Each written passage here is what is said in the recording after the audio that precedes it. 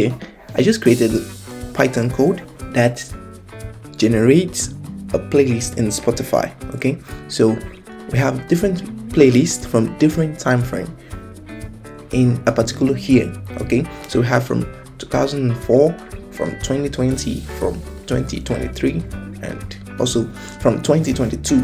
So we can create any playlist from any date of our choice, or from any year or month. Okay, so we just have a bunch of code right here, and when we run the file,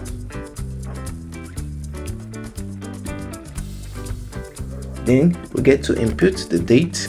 So let's go to year 2000 and say January, using the format year, month, date, and let's say 30th of January.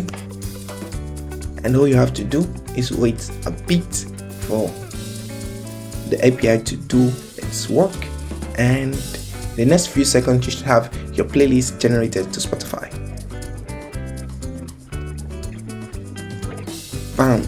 So now, after completion, if you head over to your Spotify, your personal area of Spotify, you should get the playlist of 30th of January 2000, and this is complete on 100 songs that were at the top, at the peak of the year 2000 as at January 1st, 30th. Have fun with this and also share with your friends.